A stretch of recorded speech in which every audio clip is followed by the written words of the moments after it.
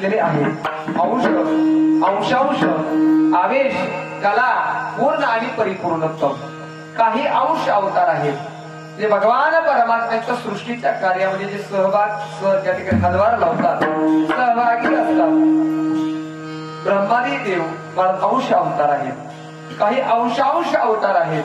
कपिलादी देव हे अंशांश अवतार आहेत, काही आवेश अवतार आहेत। भगवान नृसिंहचा आवेश अवतार आहे, काही कला अवतार आहेत। पण मात्र दोन अवतार या ठिकाणी असे आहेत की जे पूर्ण आणि परिपूर्णोत्तम आहेत। पूर्ण अवतार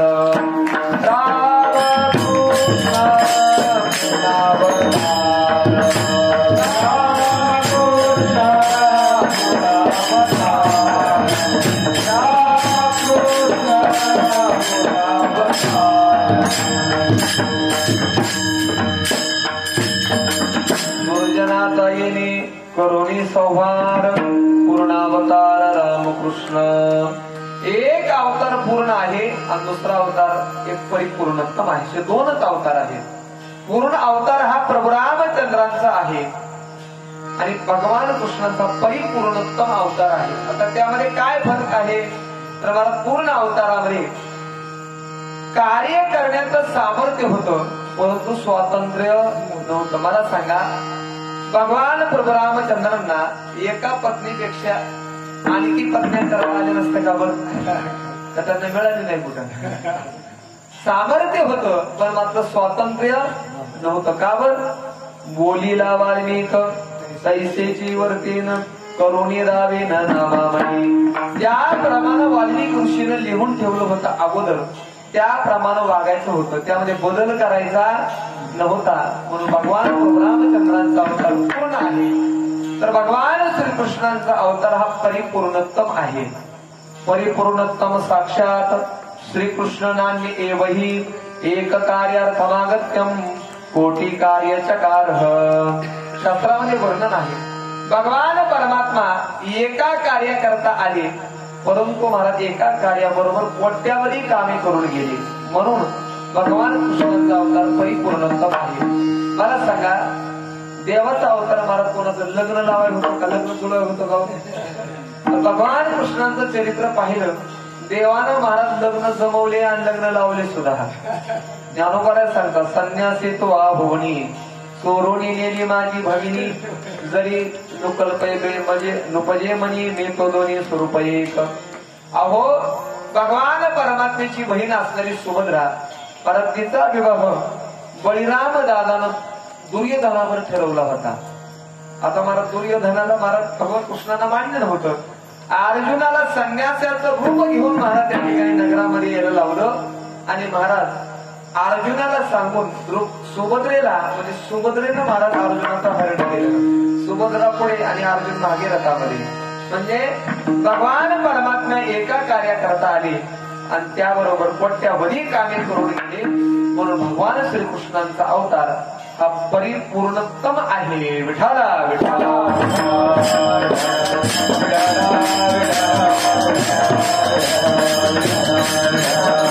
आणि म्हणून आपल्या वैदिक धर्मामध्ये या दोन अवताराला अनंत साधारण महत्व आहे। आपला मंत्र सुद्धा आहे की राम कृष्ण हरी। राम कृष्ण आणि हरी म्हणजे मला दोघांचं एकत्रीकरण। अशा भगवान परमात्म्याचा ज्ञानोबरायांचा जन्मोत्सव आहे। म्हणून सेवेकरिता निवडलेला जो अभंग आहे तो जगद्गुरु तुकोबारायांचा उपदेशपर प्रकरणातील आहे। तुकोबाराय प्रस्तुत अभंगातून भगवान परमात्म्याचं कार्य विशद करतात।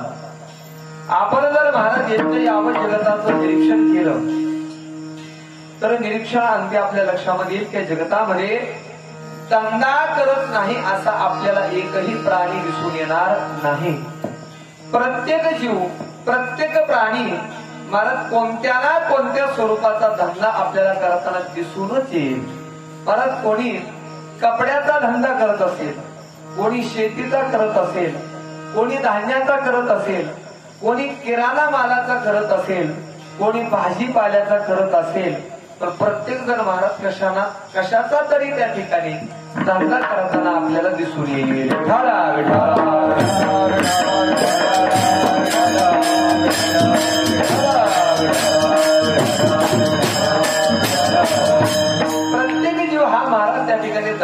करत आहे. पण तुम्ही म्हणाल महाराज एखादा मनुष्य काहीच धंदा करत नाही, केवळ निकामी आहे, तो सुद्धा महाराज धंदा करतो बरं का. काय झालं, पूर्वीच्या काळातली गोष्ट आहे. एक जण महाराज एका मुलाला मुलगी पाहण्याकरता गावातील काही शहाणी माणसं, त्याचे आई वडील, काही महाराज शहाणी, गावातील पाटील शहाणी माणसं मुलगी पाहण्याकरता गेले. आणि मुलगी पाहण्याकरता गेले तर मुलगी पाहिली, सर्व काही महाराज त्या ठिकाणी पसंत झालं. त्यावेळी मुलीचे वडील समोर आले आणि मुलाच्या वडिलांना विचारलं, तुमचा मुलगा काय धंदा करतो, म्हणजे काय व्यवसाय करतो, काय काम करतो. महाराज त्या मुलाच्या वडिलांनी सांगितलं, आमचा मुलगा केवळ देवाणघेवाण करतो. म्हणजे देवाणघेवाण करतो म्हणजे याचा अर्थ तो सावकार असला पाहिजे. मग सावकार म्हणजे पैशाला काय करते, म्हणजे ठरलं लग्न, सुपारी खुर्ची सगळं काही झालं, लग्न झालं. आणि लग्न झाल्यानंतर मुलगी महाराज नांदाय आली. नांदाय आल्यानंतर तिनं पाहिलं, बापरे बाप, घरामध्ये 18 विश्व दारिद्र्य, खाण्याची महाराज पंचायत. तिने आपल्या वडिलांना निरोप पाठवला. वडील आले, वडिलांना महाराज कंबर कसली आणि महाराज त्या मुलाच्या वडिलाला भांडू लागले, तुम्ही आमच्याशी खोटं बोलला, तुम्ही आम्हाला काय सांगितलं, आमचा मुलगा देवाणघेवाण करत आहे. मग कुठं आहे तुमची सावकारकी, तुमच्या घरामध्ये तर 18 विश्व दारिद्र्य आहे. त्यावेळी महाराज ते मुलाचे वडील म्हणतात, हे बघा, आम्ही काय तुम्हाला खोटं बोललो नाही, आम्ही काय आमच्या घरी आमचा मुलगा सावकार आहे असं म्हणलो, आम्ही काय म्हणलं, आमचा मुलगा देवाणघेवाण करतो. मग कुठं आहे कशाची देवाणघेवाण करतो. त्यावेळी महाराज त्या मुलाचे वडील सांगतात, हे बघा, आमचा मुलगा केवळ त्या ठिकाणी जांभळ्या देतो आणि झोप घेतो, एवढा धंदा करतो.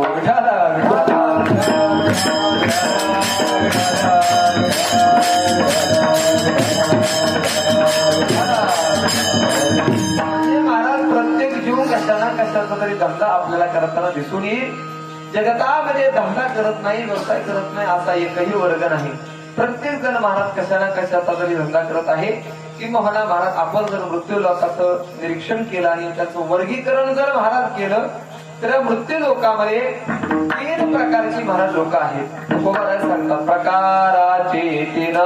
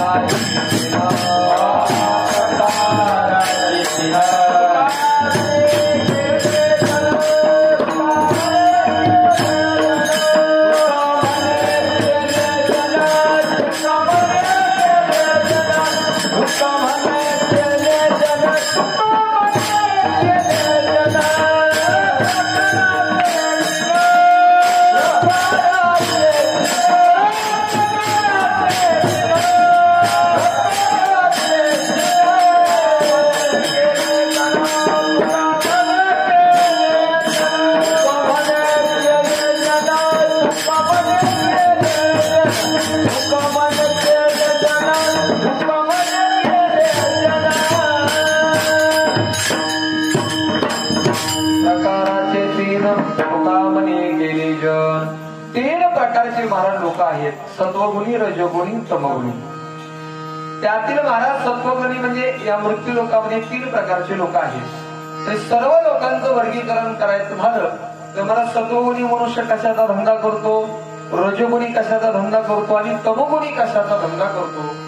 तर महाराज शास्त्रामध्ये एक श्लोकच आहे, शास्त्रकार सांगतात, सात्विक पुण्य निष्पत्ते पापोत्पत्ती शरादिसेहि तामसैर्णो भयं कीर्तो व्रथायोषे परम भवे. सात्विक मनुष्य असेल तर मला सात्विक पुण्य निष्पत्ती, तो आपल्या ज्या कर्मातून ज्या क्रियेतून पुण्याची उत्पत्ती होईल त्या क्रियेचा महाराज तो धंदा करतो. किंवा ज्या साधनेनं परमात्म्याची प्राप्ती होईल त्या साधनेचा महाराज तो धंदा करतो. विठाला विठाला.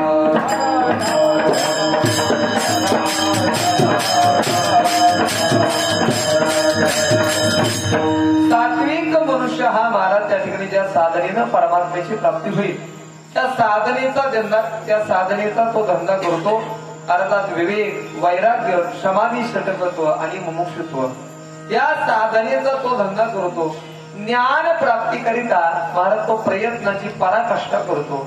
ज्ञानोबा सांगता, जया ज्ञाना लागी गगन गिरिता ती योगी स्वर्गीची अडवंगे उपरडोली आणि यमनियमाचे डोंगर अभ्यासाचे सागर क्रमोनी ते पार पातले ते. ज्ञानोबा सांगतात, अहो त्या ठिकाणी ते ज्ञान प्राप्त करण्याकरिता सात्विक मनुष्य प्रयत्नाची पराकाष्ठा करतो. परमात्म्यापर्यंत जाण्याकरता यम नियमाचे डोंगर अभ्यासाचे सागर तो पार करून परमात्म्याचे पर्यंत जात असतो. किंबहुना सात्विक मनुष्य ज्या क्रियेतून पुढे निष्पन्न होईल असे महाराज त्या ठिकाणी क्रिया करतो, असं तो कर्म करतो. कसं कर्म आहे? परमात्मा गीतेमध्ये सांगतात, मुक्त संग न हमवादे धृत्युत्साह समन्वित सिद्ध सिद्ध निर्वकार करता सात्विक उच्यते. तरी फळो देशे सांडलिया वाढती देवी सरळिया शाकाकात संतनाच्या भावनया कान फळताय सार्थका जैस्या नागलतिका तैस्या करी नित्यादिका क्रिया झोका. ज्ञानोबा सांगतात, अहो ज्याप्रमाणे नागिनीचं वेल आहे, नागिनीच्या वेलाला मला सांगा फळ आहे का बर? फुल आहे का बर? फळही नाही, फुलही नाही, तरी ते सार्थक आहे का बर? पान हेच काय आहे, त्याचं फळ आहे. ज्याप्रमाणे नागिनीच्या झाडाला त्या ठिकाणी फळ नाही, फुल नाही, तरी ते सार्थक आहे. त्याप्रमाणे ज्ञानोबाने सांगतात, सात्विक मनुष्य मनामध्ये कोणत्याही प्रकारची त्या ठिकाणी आशा आकांक्षा न ठेवता केवळ परमात्म्याला डोळ्यासमोर धरून केवळ परमात्म्याच्या प्राप्तीकरिताच कर्म करतो. विठाला विठाला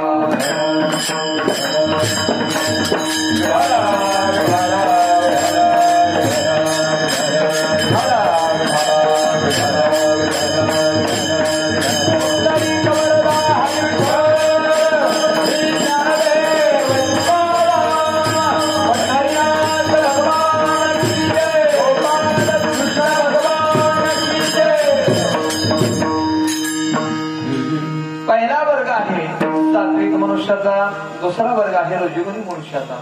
रजोगुणी मनुष्य सुद्धा महाराज धंदा करतो. कशाचा धंदा करतो? तर महाराज ज्या क्रियेतून पापाची उत्पत्ती होईल अशा क्रियेचा तो धंदा करतो. किंबहुना महाराज रजोगुणी मनुष्य महाराज गोचडाप्रमाणे अहोरात्र संसाराला चिटकलेला असतो. आणि महाराज रजोगुणी मनुष्य सातत्याने मला हे मिळवू का, ते प्राप्त करू, हे प्राप्त करता, ते प्राप्त करू, प्रत्येक गोष्टीच्या मागे कशा ना कशाच्या गोष्टीच्या मागे तो सातत्यानं महाराज आपल्याला धावत असताना दिसून येईल. रजोगुणी मनुष्य हा महाराज आपल्या क्रियेतून आपल्या कर्मातून दुसऱ्याला उद्विग्नता प्राप्त होईल असं त्या ठिकाणी पाप उत्पन्न होईल असं त्याचं कर्म असतं. ज्ञानोबा सांगतात, अहो ज्याप्रमाणे एखाद्या जंगलाला आग लागली आणि वडणी वडणी विचारे तेच जैसे जळते जंगमे सावरे तैसे दयाचने आचार्य जगा दुःख. ज्ञानोबा सांगतात, एखाद्या जंगलाला आग लागली तर महाराज ते जंगल जळत असताना ते आगनी त्या जंगलातील सजीव निर्जीव या गोष्टीचा विचार न करता जे काय येईल त्याला जाळून टाकतं.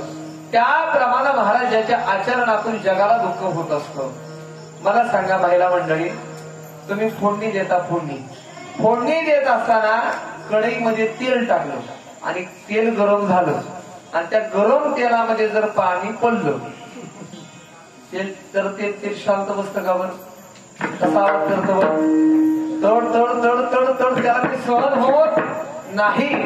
त्याप्रमाणे महाराज ज्याला जगाचं सुख झालेलं पाहून, दुसऱ्याचं सुख झालेलं पाहून, दुसऱ्याचं कल्याण झालेलं पाहून ज्याच्या पोटामध्ये दुखतं, समजावं महाराज तो दुर्जन आहे. आता आपला कुठं नंबर आहे आपण समजून घ्यायचा. ज्ञानोबा सांगतात, शीतळाचे भेटे कातला तेली आगी उठी का चंद्र एकूणी जळे पोटी कोल्हा जैसा. ज्ञानोबा सांगतात, ज्याप्रमाणे शीतळ तेलाची पाण्याची भेट झाली असता चंद्राला महाराज कोल्हा पाहून ज्याप्रमाणे जोडतो, त्याप्रमाणे दुसऱ्याचं सुख पाहून ज्याच्या पोटामध्ये दुखतं. किंबहुना आपल्या कर्मातून आपल्या आचरणातून जगाला दुःख होईल असं महाराज रजोगुणी मनुष्याचं कर्म आहे. विठाला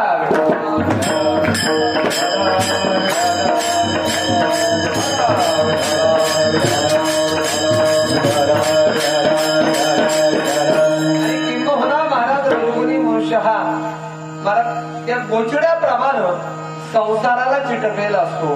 अगदी महाराज मशानामध्ये गौऱ्या गेला तरी तो संसाराला सोडत नाही. एवढे महाराज चिटकले असतात, एवढे चिटकले बोलायचं काम नाही. अगदी महाराज मसनात गेला तरी महाराज देव त्यांना आठवत नाही. काय झालं, महाराज एक म्हातारा होता, कधीच महाराज कीर्तनाला नाही, वारीला नाही, भाषणार नाही, कधीच नाही.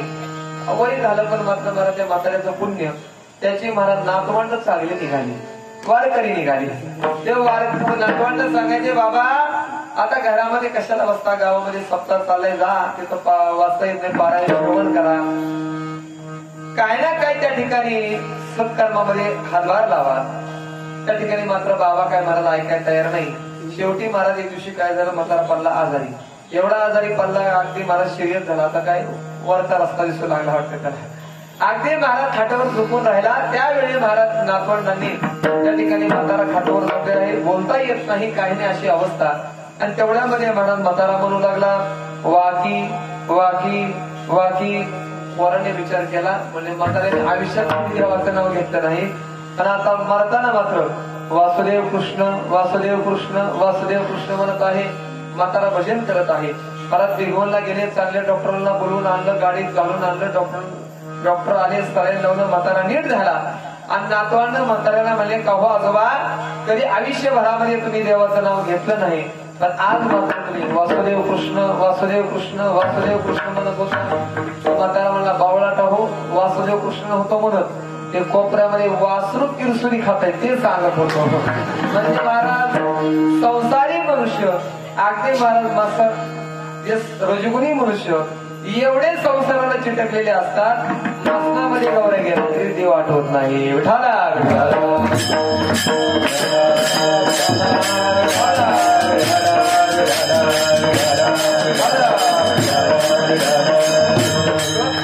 तुकोबाराय एक उदाहरण देतात.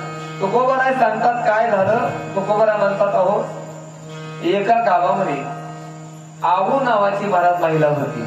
आणि महाराज ती आऊ नावाची महिला म्हणजे महाराज कधी कीर्तन नाही, कधी भजन नाही, कधी आळंदीची वारी नाही, कधी पंढरीची वारी नाही, घराला तिने कधी सोडलंच नाही. अगदी महाराज 60-70च्या घरामध्ये गेले. महाराज तिची मैत्रीण ती चांगली होती. ती म्हणजे अगं आऊ, आपल्या गावातली दिल्ली ज्ञानोबारायांच्या सोहळ्यामध्ये जाते, परंतु काय ज्ञानोबारायांच्या सोहळ्यामध्ये येत नाही. बरं ठीक आहे, 18-20 दिवस तुला काही येणं होत नाही. आपल्या गावाचं सकाराम बाबाची 5 दिवस दिंडी जाते. 5 दिवस दिंडीमध्ये यायला तुला काय हरकत आहे. बर म्हटले, तुझी इच्छा आहे, तू आग्रह करते, तर यंदा मी वारीला येते. वारी महाराज जवळ आली. तिने आपली ओळखुटी तयार केली, पिशवी तयार केली, अगदी सगळी तयारी झाली. आता महाराज प्रस्थानाचा दिवस उद्या आहे. प्रस्थान महाराज सकाळचा दिवस उद्याला प्रस्थान मंदिरामध्ये सुरू झालं. मला ते आऊबाई महाराज त्या ठिकाणी आपल्या मैत्रिणीबरोबर मंदिरामध्ये आली. प्रस्थान झालं आणि महाराज प्रस्थान झाल्यानंतर विश्वमध्ये मारुतीचा अभंग भजनी मंडळाने सुरू केला. शरण शरण या नो म्हणता तुम्हाला रामदूता. आता महाराज या आऊबाईला काय आठवलं काही माहिती. तुकोबाराय सांगतात, आवाज झाली पंढरपुरा, वेशीपासून आली घरा. परत वेशीपासून परत महागारी घरी येते.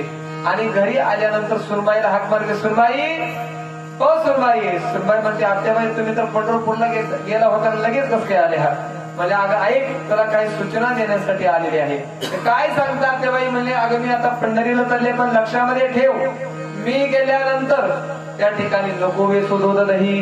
मी गेल्यानंतर आपल्या घरातलं दूध दही या ठिकाणी कोणाला द्यायचं नाही. कमी झालं नाही पाहिजे, एवढंच नाही, आपल्या घरातील फुटके भांडे सुद्धा कोणाला द्यायचे, दुसऱ्याच्या घरातले घेऊन यायचे, पण आपले द्यायचे नाही. एवढंच नाही सुरबाई, एखादा जर दारामध्ये याचे काला भिकारी आला तर त्याला सांग, माझी आत्या पंढरीला गेलेली आहे, त्याला काय सुद्धा वाढायचं नाही. एवढंच नाही सुरबाई, माझे हातीचा कलवडू मज वाचुनी नको फोडू. जो गवऱ्याचा कलवड मी रचलेला आहे ना, मी आल्याशिवाय फोडू नको. सुरबाई सुद्धा महाराज खमंग होती. ती म्हणजे आत्याबाई काळजीच करू नका, तुम्हाला मसनात न्यायला त्याचं उद्घाटन करते, तोपर्यंत फोडतच नाही. एवढंच नाही सुरबाई आहे या ठिकाणी घरातील, मी आता या ठिकाणी पंढरीला गेले मग तो मोकळी झाली, म्हणून या ठिकाणी घरामध्ये नाना पदार्थ करतील आणि खातील असं अजिबात करायचं नाही. त्या ठिकाणी जपून खा. त्यावेळी मला सुरबाई म्हटल्यावर, आत्याबाई कशाला एवढी काळजी करता, आपलं हित सांगा आणि पंढरीला जा. त्यावेळी महाराज ती सासूबाई म्हणते, अगं तुलाच वाटतं मी पंढरीला जावं, चंद्रभागीला पूर आलाय, आंघोळीला जावं, वाहात जावं, कुठतरी बसून पडावं, आता कशाला पंढरीला जाऊ. मुलीले करे घरदार अवघे येतेची माझे पंढरपूर. हे माझं नातवंड परतंड ही मुलं लेकरं घरदार म्हणजेच माझं इथं पंढरपूर आहे आणि माझे बालक म्हणजेच विठोबा आहे. आता कशाला पंढरपूरला जाऊ? विठाला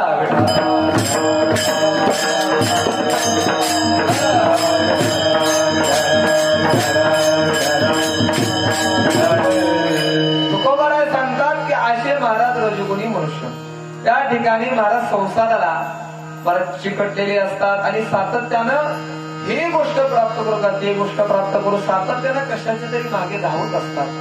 कशाप्रमाणे ज्ञानोबाराय सांगतात तैशी तृष्णा वाढलेलिया मी आता आलिया तरी म्हणे एखाद्या दारुणाही वळगो जीविताची कुरुंडी ला करू लागे वांडी माने जीवेच्या डोळे कृतकृत्यता म्हणे स्वर्गाहन जावे तरी काय तेच खावे या लागे धावे याग करू व्रता पाठे व्रते आचरेष्टा प्रति कान्या वाचणे हाते शिवणी नाही.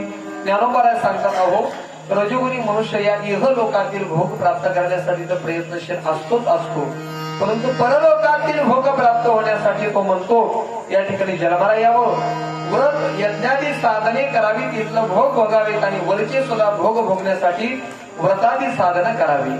म्हणजे महाराज रजोगुणी मनुष्य केवळ त्या ठिकाणी महाराज काम्य कर्माचा धंदा करतो. विठाला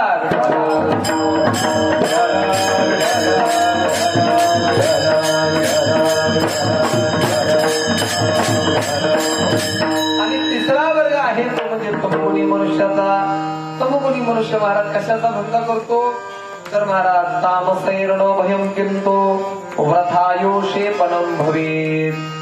शास्त्रकार सांगतात महाराज तमोगुणी मनुष्य केवळ महाराज आपलं आयुष्य फुकट घालतो.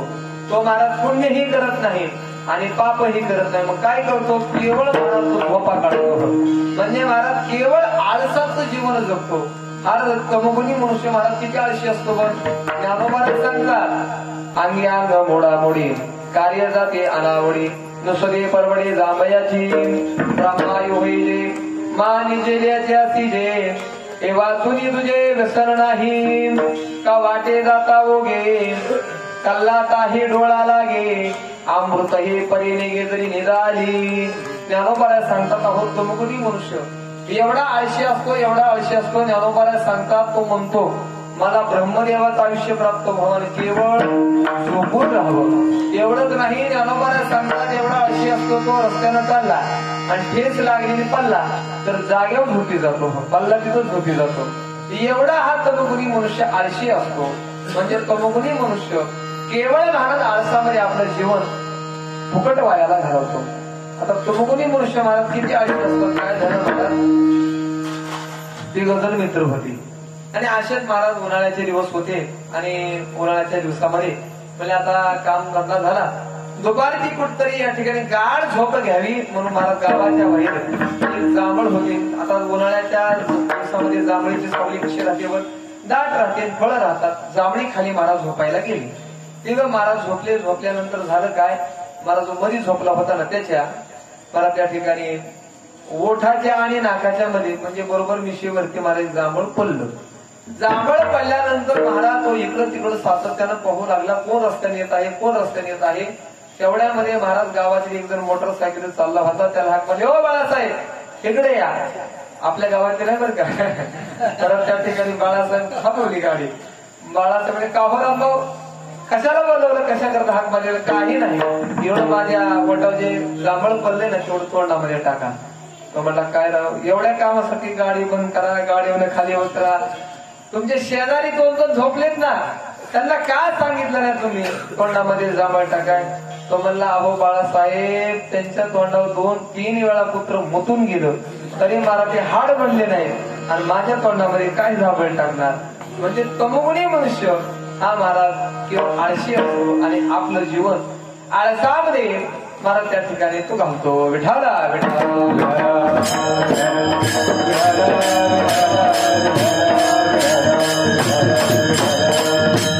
महाराज प्रत्येक जण कोणत्या ना कोणत्या स्वरूपाचा महाराज आपल्या गुणानुसार कर्मानुसार महाराज त्या ठिकाणी धंदा करत आहे. धंदा करत नाही असा महाराज एकही मनुष्य नाही. प्रत्येक जणाला कशा ना कशाचा धंदा आहे. म्हणून मनुष्य धंदा करतो यात नवल नाही महाराज. संत देखील सुद्धा धंदा करतात. काय संतांचा धंदा आहे? महाराज सांगतात, दिन रजनी हाची धंदा,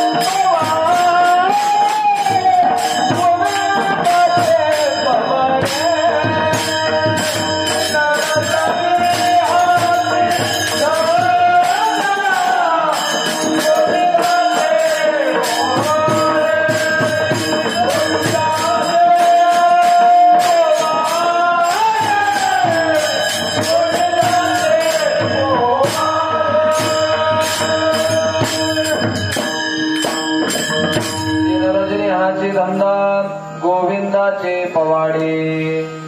संतांचा हा धंदा आहे परमात्म्याचे पवाडे गाणं. कृष्ण विष्णू हरी गोविंद या नामाचे निखळ प्रबंध, माझी आत्मचर्चा विषय उदंड गाते. ज्ञानोबा सांगतात, सातत्यानं परमात्म्याच्या नामाचा घोष करणं, परमात्म्याचं नामस्मरण करणं, चिंतन करणं हा महाराज संतांचा धंदा आहे. पण मला सांगा, धंदा करायचं म्हटलं की मला संतांचा महाराज अजून एक दुसरा धंदा आहे. काय आहे बरं महाराज? तुमच्या माझ्या सर्वसामान्यासारख्या लोकांचा, जडमूळ जीवांचा उद्धार करणं हा सुद्धा महाराज संतांचा धंदाच आहे. संत स्वतः तरुण गेलेले आहेत, पण जगाचा उद्धार करणं हा महाराज त्यांचा एक धंदाच आहे. काही मी उद्धार पावे ना, काही उद्धार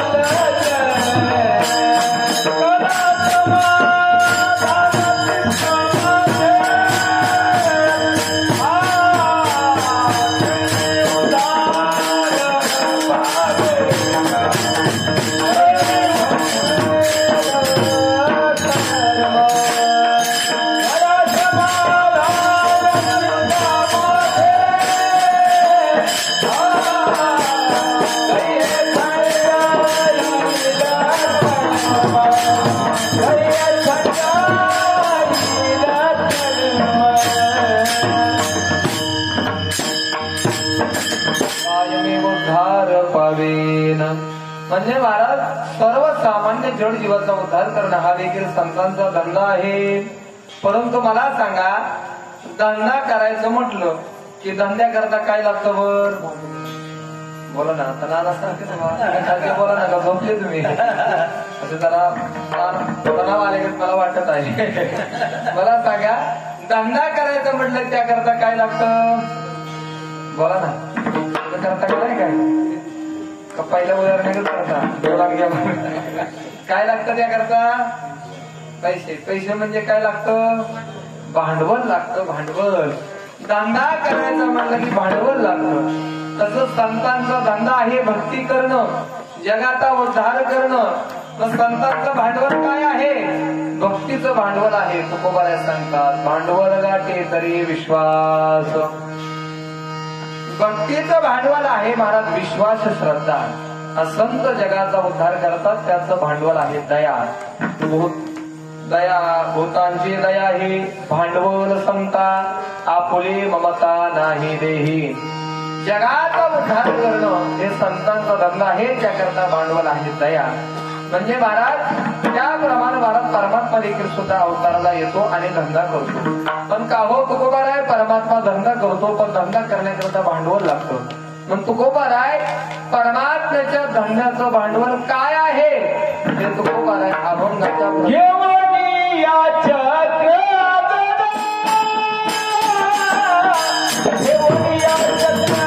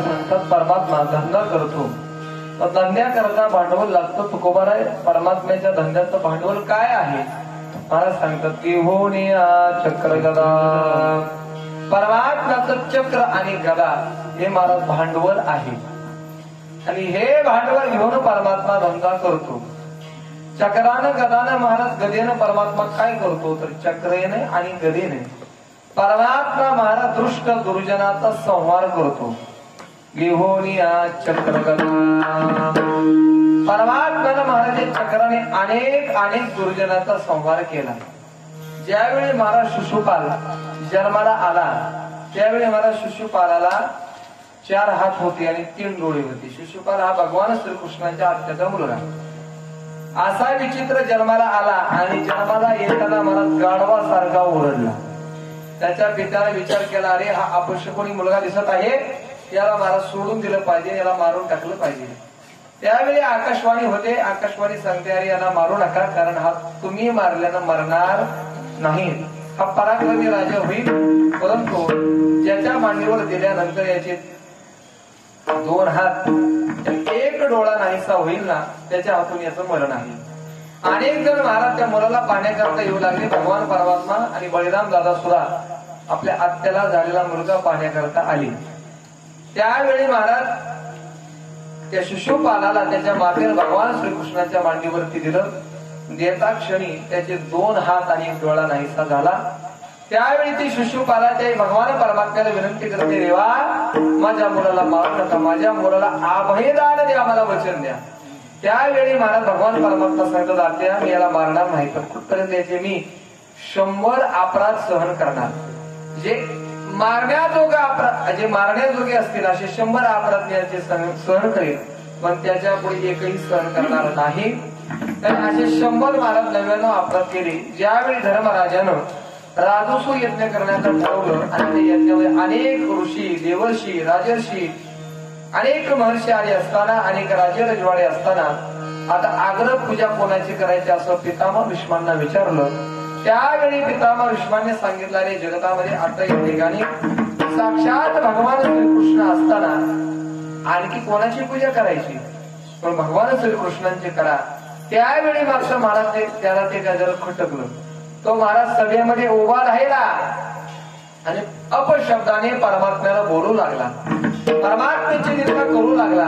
परमात्म्यानं महाराज परमात्म्याची निंदा सहन केली, पण मात्र तो नंतर बोलला की पितामह भीष्म म्हातारे झालेले आहेत, त्यांचं वय झालं म्हणून महाराज यांची बुद्धी काम देत नाही. आग्रपूजा कोणाची करायची या म्हाताऱ्याला सुद्धा अजून कळत. आणि महाराज भक्ताची निंदा केली. देवाला महाराज एखाद्या वेळेला त्याची निंदा केली ती चालते, परंतु हरिजनाची कोणा न घडावी निंदा, हाच बोलिंदा नाही त्याची. भक्ताची निंदा देवाला सहन होत नाही. देवानं महाराज चक्राचं स्मरण केलं आणि ते चक्रानं महाराज शिशुपालाचा वध केला. जरी शिशुपालाला मारलं तरी मला नरकाला पाठवलं नाही म्हणून महाराज सांगतात. त्याला महाराज त्या ठिकाणी मोक्ष प्रदान केला. त्वा संकारिका जय मानी सायजू सौरसुदिला पुतणी जे विषाचे स्तनपाने मारू आली. हागा राजसूय यागाची सवासदी देखता त्रिभुवनीची मांदे कैसा शददा दुर्वादी निस्ते जलासी ऐस्या अपराध्या शिशुपाळा आपण पेट ठावो दिदला गोपाळा. जनोबाला सांगतात अशा अपराध्याला शिशुपाळाला देवानं मारलं पण त्याला सुद्धा मोक्ष दिला. विठाला विठाला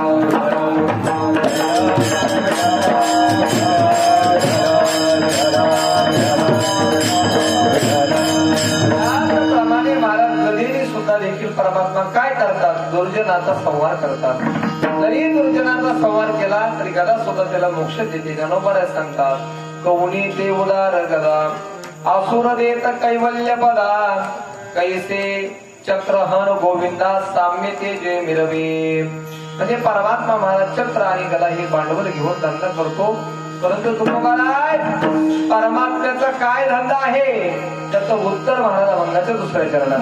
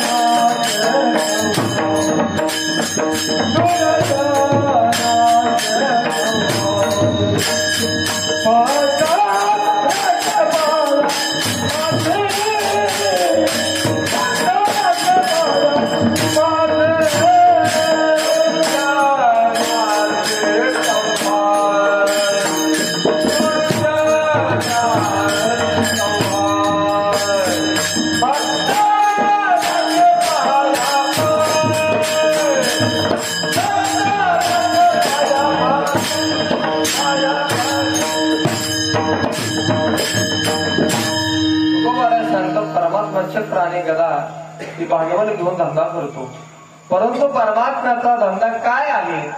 भक्ताराचे पायापाशी दुर्जनाचे संहारी हा परमात्म्याचा धंदा आहे.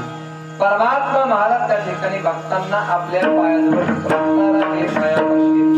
परमात्मा महाराज त्या ठिकाणी भक्तांना पायाजवळ ठेवतो आणि दुर्जनाचा संहार करतो. कारण परमात्म्याचा अवतार हा महाराज 3 कार्य करता होत असतो.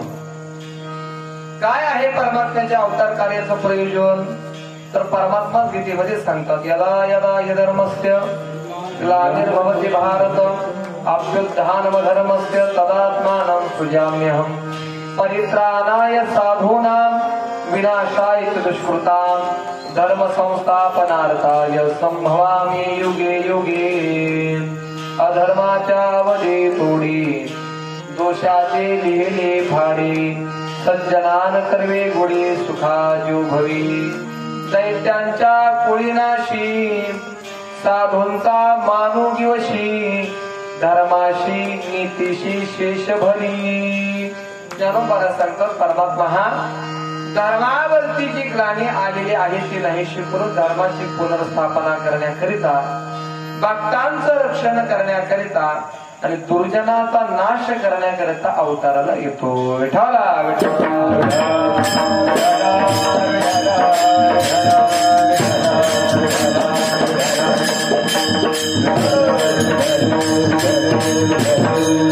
अवताराला येऊन परमात्मा महाराज काय करतो, धर्मावरती जी ग्लानी आलेली आहे महाराज ती ग्लानी नाहीशी करतो.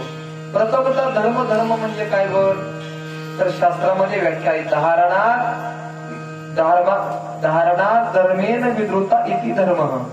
अर्थात महाराज जो सर्व लोकांचं सर्व प्रजेला धारण करतो त्याला म्हणतात धर्म.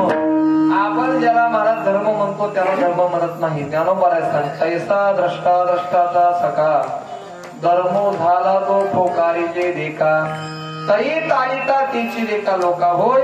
ज्ञानोबा सांगतात महाराज ज्याच्या द्वारा आपण मनुष्य आत्यंतिक कल्याणाला प्राप्त होतो त्याला धर्म म्हणा. प्रत्येकाचा धर्म हा वेगळा आहे प्रकार. मला सांगा, शिक्षक असेल, शिक्षकाचा काय धर्म आहे वर विद्यार्थ्यांना शिकवणं हा त्याचा धर्म आहे. एखादा सैनिक असेल, देशाची सीमेचं रक्षण करणं त्याचा धर्म आहे. एखादा शेतकरी असेल, शेती करणं त्याचा धर्म आहे. प्रत्येकाचा धर्म हा महाराज वेगवेगळा आहे. आणि अशा धर्मावरती जेव्हा ग्लानी येते म्हणजे महाराज धर्म हा निरअवयवी पदार्थ आहे, सावयव पदार्थ नाही, डोळ्याला दिसणारा नाही. धर्म हा महाराज धर्मीच्या आश्रयानं राहतो. आता मला सांगा, पकवाज वाजवणं हा काय आहे, धर्म आहे, गुण आहे. तो कोणाच्या आश्रयानं राहतो, ऐकणाऱ्याच्या का कोणाच्या, पकवाज वाजवणाऱ्याच्या आश्रयानं राहतो. गायन करणं हा धर्म आहे, तो कोणाच्या आश्रयानं राहतो, गायकाच्या आश्रयानं राहतो. श्रवण करणं हा धर्म आहे, कोणाच्या आश्रयानं राहतो, झोपी काढण्याच्या डोकला मारणाऱ्याच्या का नाही. कारण काळ देऊन ऐकणाऱ्याच्या आश्रयानं राहतो. त्याप्रमाणे हा महाराज त्या ठिकाणी धर्म सावयव पदार्थ नाही, निरावयव पदार्थ आहे. तो धर्म जे धर्मानं वागतात त्यांना भक्त म्हणतात, जे अधर्मानं वागतात त्यांना महाराज दुर्जन म्हणतात. आणि धर्म हा महाराज भक्ताच्या आश्रयानं राहतो. म्हणून भक्ताचं रक्षण झालं तर धर्माचं रक्षण होऊ शकतं. म्हणून परमात्मा काय करतो, भक्तारा के पायापाशी भक्तांचं रक्षण करतो, दुर्जनाचा नाश करतो, भक्तांचं रक्षण करतो. मला सांगा, आपण शेतामध्ये धान्य पेरलं, गहू पेरला, बाजरी पेरली, काय पेरायचंय ते पेरलं, परंतु त्यामधलं जर तण काढलंच नाही तर मला सांगा ते मला गहू जास्त निघल का, मला काँग्रेस जास्त निघल, काँग्रेस निघल ना. म्हणजे चांगला गहू जर काढायचा असेल तर मला त्याची तण काय करावं लागतं, काढावं लागतं. ज्याप्रमाणे चांगलं दळण करायचं असेल तर त्या दळणातले काय काढावे लागतात, खडे काढावे लागतात. त्याप्रमाणे महाराज धर्माची घडी योग्यरित्या बसवायची असेल तर दृष्ट गुरुजनाचा संवाद केल्याशिवाय त्या ठिकाणी महाराज धर्माची घडी बसत नाही. म्हणून परमात्मा काय करतो, दुर्जनाशी संवारी दुर्जनाचा नाश करतो आणि महाराज त्या ठिकाणी भक्तांचं रक्षण करतो. विठाला विठाला हो.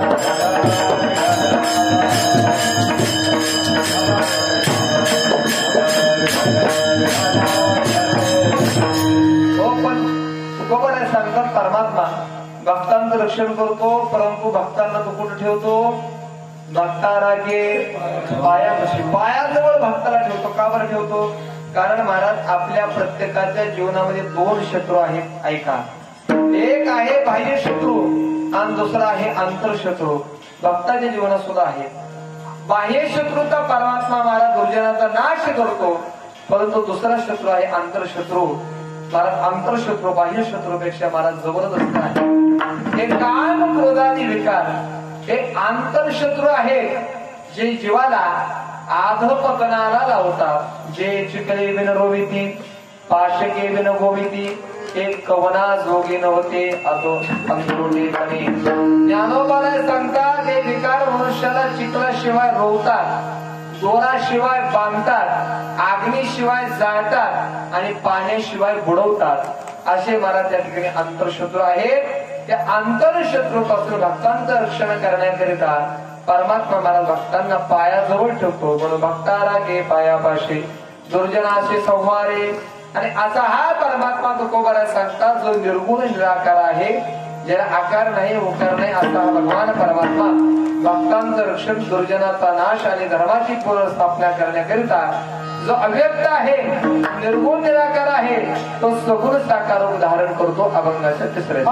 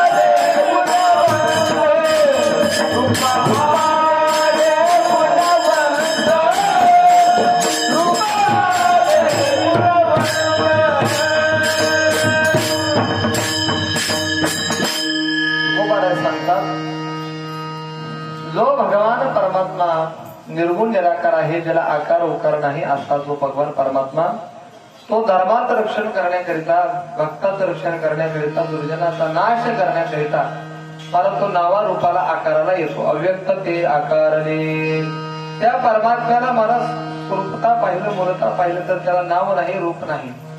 त्याला नाव नाही, रूप नाही, रंग नाही, छाया नाही, वर्ण नाही, जाती नाही, क्रिया नाही, भेद नाही. नाम रूप संबंधो जाती क्रिया भेदो हा आकाराशीच प्रवादो वस्तूशी नाही. ज्ञानोबाला सांगतात नाम रूप संबंधाचा जाती क्रिया भेद आकाराला आहे, परंतु त्या परमात्म्याला नाही. कारण तो परमात्मा तत्व कसं आहे? अव्यक्त आहे. अव्यक्त अव्यक्त निराकार नाही निराकार असं ते तत्व आहे. परंतु असा हा भगवान परमात्मा जरी असला तरी ज्ञानोबाला तुकोबाला सांगतात तो सगुण साकार रूप धारण करतो. अव्यक्त ते आकार रूपा आले गुणवंत सगुण साकार रूप धारण करतो, भक्तांचं रक्षण करतो. तर तुम्ही म्हणाल महाराज भगवान परमात्म्याला निर्गुण निराकार स्वरूपामध्ये राहूनच काय गुरुजनाचा नाश, भक्तांचं रक्षण करता येत नाही का? तो सगुण साकार होतो. किंवा म्हणा दुसरा प्रश्न देव महाराज इंद्रचंद्र देवाकडून त्या ठिकाणी महाराज एक भक्तांचं रक्षण दुर्जनाचं संवाद का काम करून घेत नाही? त्याचं उत्तर असं आहे महाराज भगवान परमात्मा अव्यक्त दशेमध्ये राहूनही महाराज तो कार्य करू शकतो. परंतु महाराज त्या ठिकाणी दुर्जनाचा वध जर असा झाला ज्याप्रमाणे एखादा रोगानं मरतो, एखादा अपघातानं मरतो, त्याप्रमाणे लोक समजतील हा तसा मेला. म्हणून परमात्म्याविषयी भक्तांच्या मनामध्ये श्रद्धा विश्वास दृढ करण्याकरिता परमात्मा सगुण साकार रूप धारण करतो. दुसरं कारण असं आहे की महाराज त्या ठिकाणी भक्तांची किंबहुना दुर्जनाची जी सत्ता आहे ना ती व्यावहारिक सत्ता आहे. आणि महाराज कोणता व्यवहार घडायचा म्हटलं तो साधक बाधक व्यवहार हा त्याच सत्तेमध्ये घडत असतो. एक मनुष्य झोपला, मला झोपत असताना त्यानं आपल्या उशाला पाण्याचा तांब्या ठेवला, झोपी गेला. झोपीमध्ये अतिशय त्याला तहान लागली, पाणी पाणी पाणी करू लागला. मला सांगा, उशाला पाण्याचा तांब्या आहे परंतु तहान भागते का बर? नाही. का बर? तर मला तहान कुठली आहे? स्वप्नातली आहे. त्याकरता स्वप्नातच पाणी लागतं. म्हणजे समान सत्तेमध्ये साधक बाधक व्यवहार होतो. भक्ताची दुर्जनाची व्यावहारिक सत्ता आहे, परमात्म्याची पारमार्थिक सत्ता आहे. म्हणून परमात्मा सगुण साकार धारण करतो. आणि मला तिसरं कारण असं आहे की भक्तांची इच्छा असते, भक्तांचा हट्ट असतो की देवा आम्हाला तुला याच स्वरूपामध्ये पाहायचं आहे. परमात्मा जर मला निर्गुण निराकार असला तर मला लोक कशाची भक्ती करणार, आपण कशाची पूजा करणार.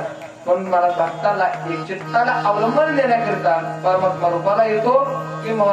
किंबहुना भक्तांची महाराज इच्छा असते की देवा याच स्वरूपामध्ये तो माझ्या डोळ्यासमोर राहिला पाहिजे, दुसरं मला सोड नको.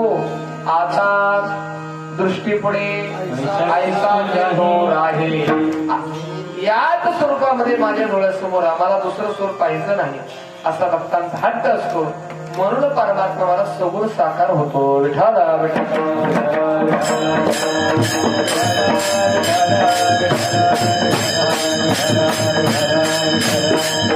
परमात्मा मला हे काम अनेक जणांकडून अर्थात इंद्रचंद्र देवाकडून का करून घेत नाही, तर भक्तांवरती त्याचं विशेष प्रेम आहे. काय झालं महाराज, एका राजाने असाच त्याच्या प्रधानाला प्रश्न केला. तो प्रधान म्हणला उत्तर देतो पण राजे साहेब 8 दिवसानं देतो. त्या प्रधानानं केलं काय, एका सुताराला राजाच्या मुलाची महाराज मूर्ती तयार करायला सांगितली. आणि मूर्ती तयार करायला सांगितल्यानंतर त्या दासीला सांगितलं की नावेमध्ये बसायचं, तुला घ्यायचा, काही पोहणारे मी तुला लोक देतो, मी खून केल्याबरोबर तो पुतळा पाण्यामध्ये टाकायचा आणि राजकुमार बुडाले असं मोठ्यानं ओरडायचं. राजा आणि महाराज तो प्रधान नदीच्या किनारी फिरण्याकरता आले. नावामध्ये ती दासी बसली होती. काही महाराज पोहण्यामध्ये पारंगत असणारे नोकर होते. तर राजकुमाराचा पुतळा त्या नावेमध्ये होता. त्या दासीनं महाराज पाण्यामध्ये टाकला आणि महाराज राजकुमार बुडाले असे ओरडू लागली. राजाच्या कानावर शब्द गेला. शब्द जाता क्षणी महाराज राजानं मागचा पुढचा काही न विचार करता महाराज नदीमध्ये होडी टाकली आणि महाराज त्या मुलाला काढलं. मुलाला काढल्यानंतर पाहतो तर काय तो मुलगा नव्हता, लाकडाचा पुतळा होता. सगळे हसू लागले पण राजाला राग आला.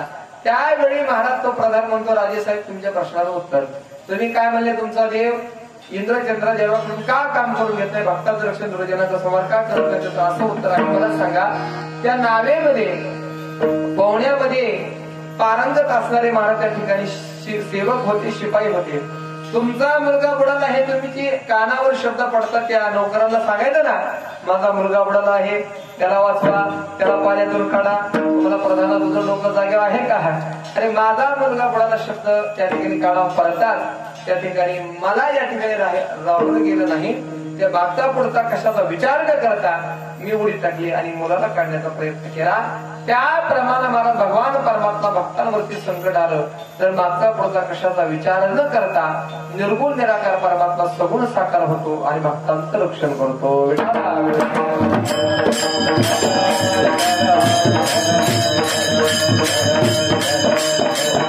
आणि तुकोबाराय सांगतात, असा हा भगवान परमात्मा सगुण साकार रूप धारण करून ज्या भक्ताची जी इच्छा असेल ती महाराज इच्छा पूर्ण करतो. अभंगाच्या शिव